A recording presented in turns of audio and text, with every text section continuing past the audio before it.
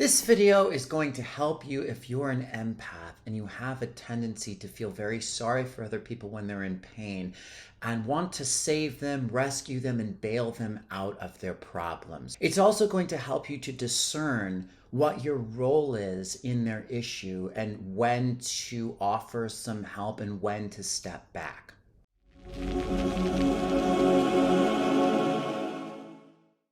My name is Adam. Welcome back to my YouTube channel. I'm doing free breakthrough calls. There's a link pinned in the description. These are 30-minute calls where we go through your vision, what's stopping you, and then map out a bit of a blueprint to help you get what you want in your life and step into your power.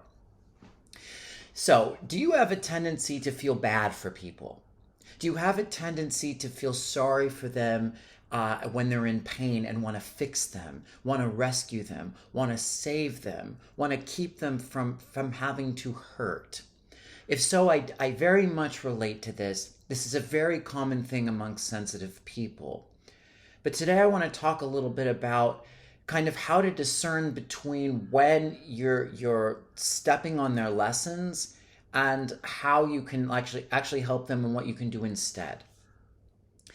So one of the best examples I've ever heard in relation to this topic that I'm talking about today is this story of how a caterpillar becomes a butterfly. So what happens is, when a caterpillar is ready to become a butterfly, it forms a cocoon and it stays in the cocoon, I think, for like about 10 days or something like that. And when it's ready, or it starts to become ready to emerge, it has to push on the walls of the cocoon and to eventually kind of crack through it and break itself out so it can fully emerge as a butterfly. But what it's doing in that period of time is it's strengthening its wings. It comes off as almost a struggle, and it is a bit of a struggle. It's like it's struggling to get through, it's struggling to push through, it's struggling to get out, but it's building its muscles so that when it does finally emerge, it has the ability to fly on its own for the rest of its life. Now, what would happen if, a parent, a mother, a father, a partner, a friend, a teacher were to look at the caterpillar struggling and be like, oh no, oh, it's in pain, it's having a hard time, here, let me help you, and it kind of made a slit in the cocoon, the butterfly would die because it wouldn't have the strength, the power within itself to survive on its own. And this is very important when it comes to, energetic boundaries and also kind of 3D behavior. When you feel sorry for somebody else and you want to help them, it's like, how are you helping them? Are you actually rescuing them and bailing them out of their lesson? In which case, you're preventing them from gaining the strength to fly on their own. This is a very prevalent thing in our collective consciousness right now. What tends to happen is everybody is veering toward a victim complex. And there's a lot of sensitive kids now, and that can be quite a gift. But anytime anyone's feelings are hurt, it's like the society, the schools are all being kind of programmed and guided to bail them out of that pain by giving them the opportunity to, come and tell on whoever it is, tell the parent, tell the teacher comes, rescues them, chides whoever is an asshole. And, to some extent, I understand that excessive bullying, there needs to be a stand against that. But the essence of what's going on is this, anytime I am in pain, it's someone else's fault. I am the victim and I'm going to blame everybody else. And the world, the country, the school needs to rescue me. And all that's doing is it's breeding people to be completely fucking helpless. Because ultimately we are responsible for our own reactions. It's good to have laws in place to prevent physical harm, sure. But when it comes to emotional stuff, it's really an important part of the spiritual growing process and just growing into an adult to understand that those person's words at me are that person's problem, and I don't have to take it personally, and I have the ability to love myself, manage my own emotional, landscape, and let it go, or set a boundary and take an action to set a boundary, because otherwise you're fucked. When martial arts teachers, like kung fu masters, teach students, like the really kind of tough ones, they usually don't start right off the bat with like fighting, with like punching, kicking, katas, etc. I've read stories where they will actually have their students stand in horse stance, which is like when you stand with your legs like out like this, just holding that stance, sometimes for hours.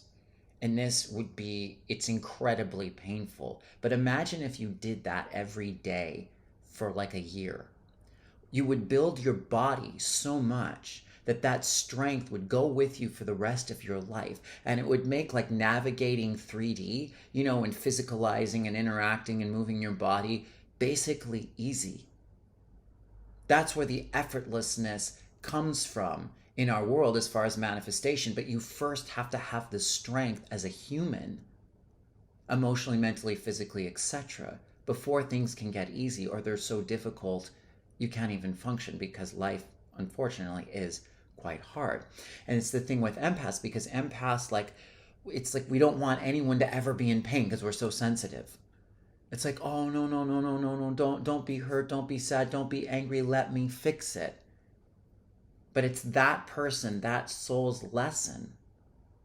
And when we see pain as a teacher, which it is, and just a signifier that there's something to learn, and we learn it, the pain goes away. But then we also have the ability, the know-how, the skills, the spiritual skills, the emotional skills, to not fall into that pain again because we learn the lesson, or if we do, to get ourselves out very quick. Another analogy that's important is, teaching someone how to fish versus teaching fishing for them, right? Like, this isn't about just like full on abandoning people and never being there for them. We can be there for them. But how? How can we help them to help themselves? How can we help them to empower them? It's okay to take someone out and be like, this is how you fish. You could be really stern, just be like, figure it the fuck out for yourself. Now, it depends. Like with, children, it's like you don't want to do that because they'll die. If you were, we're talking about like, a society where you lived in the woods or something, like you need to show them. But if you fished for them ongoing and just caught the fish and gave it to them, when you stop doing that, they starve to death because they can't do it on their own. So this is very important to kind of check in and just be like, well, where in my relationships am I trying to rescue somebody or bail them out? And particularly, and it's different, like parent-child is a different dynamic than partnerships. Like with partnerships, you don't ever really want to be bailing your partner out. It's like you're there to support them in working through their stuff on their own. It's not your job to do it for them. It never is. So what's the solution to this? And the answer is compassion. Compassion and discernment. And discernment takes, some practice and some time. But it's about really believing in the other person's ability to handle it on their own. Or to really check in and ask, like, how do I help, but in a way that's helping them to help themselves? And is there anything at all for me to do? Because sometimes there isn't. Sometimes there is, sometimes there's not. And this just takes practice. So ask yourself, where in your relationships have you been rescuing somebody? Where even energetically have you been sort of rescuing them? Because like when you have the perception of you need to rescue them, then your energy goes to rescue them and you take on their energy. And as you start to clear these things, then you start to find your sovereignty. And it's okay if you have, it's important to forgive yourself, because the forgiveness is also a part of your own self-empowerment, which then reflects back to them. Everything can be changed. Everything can be corrected from this point in time. Nothing is permanent. So it's not so much about blame, because the blame also takes you into the sympathy and into the lower frequency and into like kind of the victim perspective. It's just about knowing, letting go of the past, and committing to do it differently moving forward. And one of the most important pieces of advice I can offer is practice daily seeing the divine in every person. Know that they have some divine aspect of themselves. They are a perfect creation as they are, with their own higher self, their own soul, their own link to creation, however it is you want to frame it.